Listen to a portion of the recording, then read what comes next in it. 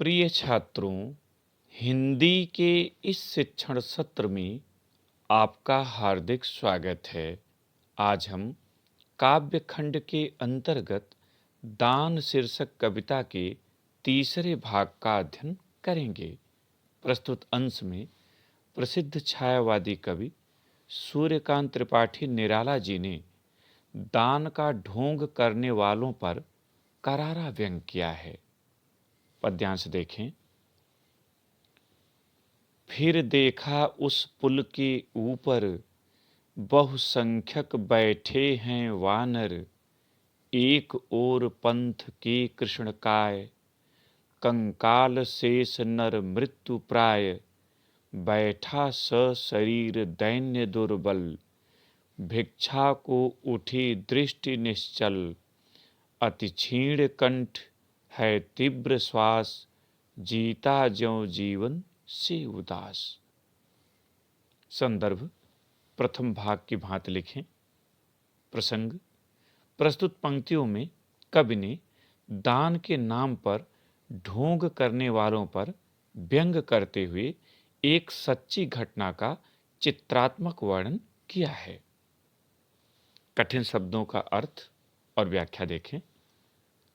बहुसंख्यक, बहुसंख्यक माने बहुत बड़ी संख्या में, वानर बंदर, पंथ माने मार्ग सड़क, कृष्णकाय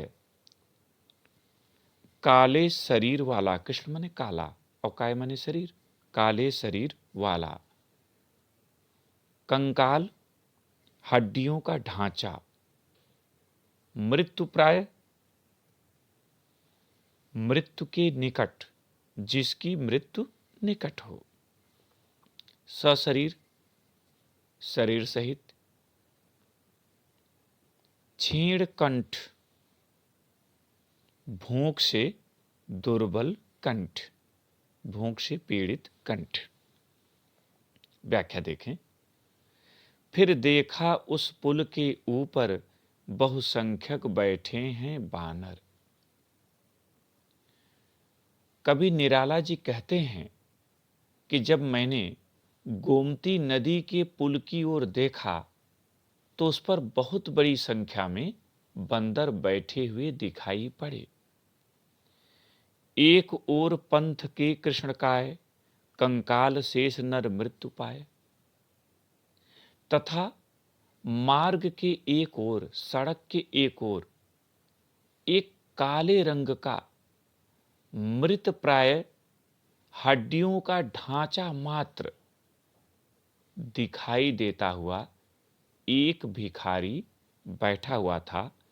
बैठा सशरीर दैन्य दुर्बल, भिक्षा को उठी दृष्टि निश्चल। कब कहता है कि वह दुर्बल शरीर वाला भिखारी अपने शरीर के साथ दीनतापूर्ण स्थिति में बैठा हुआ था और भिक्षा पाने के लिए उसके नेत्र ऊपर की ओर उठे हुए थे। उठी दृष्टि, ऊपर की ओर दृष्टि का उठना।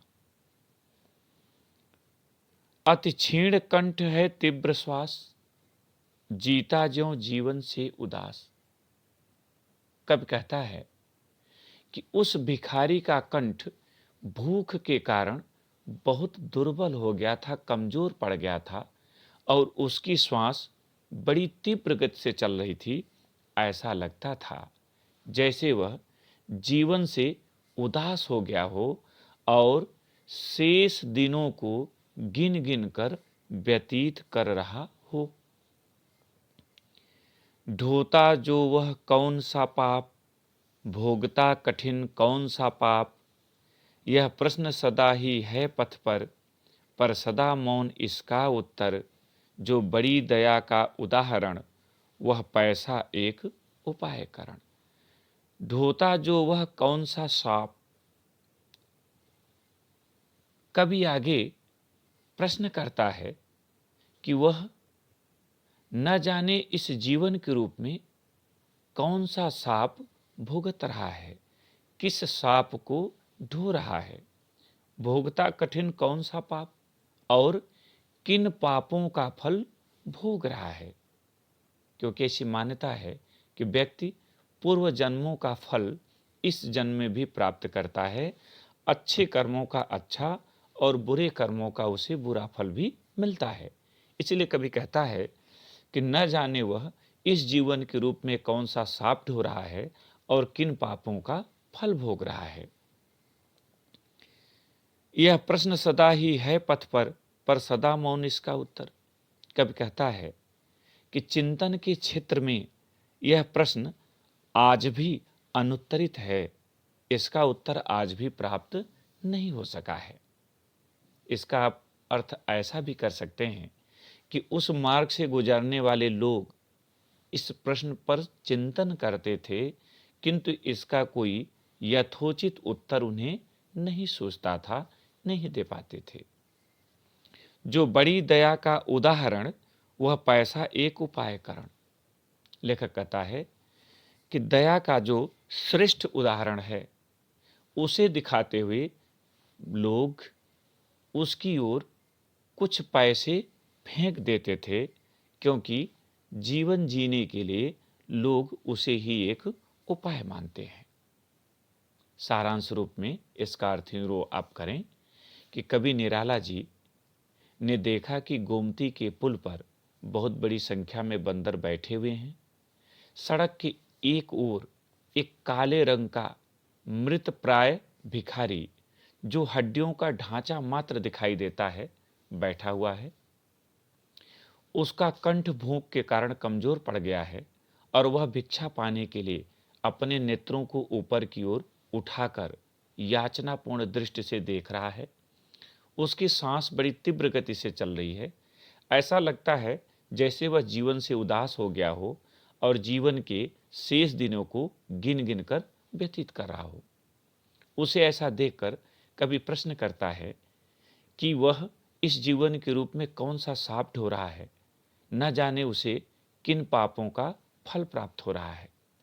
मार्ग से गुजरने वाले लोग यह सोचते थे, किंतु इसका उनके पास कोई यथोचित उत्तर नहीं था।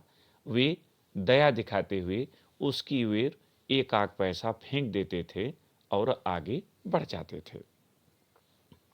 इस पर आधारित काव्य का सौंदर्य देखें। आपको याद होगा कि आपको संकेत लिखना है, संदर्भ लिखना है, प्रसंग लिखना है और काव्यगत सौंदर्य लिखना है। काव्यगत सौंदर्य में कम से कम 5 बिंदुओं का उल्लेख आपको जरूर करना है। पहला, प्रस्तुत पंक्तियों में कवि ने बताया है कि मनुष्य अपने पूर्व जन्म के कर्मानुसार फल प्राप्त करता है। दूसरा रस शांत रस।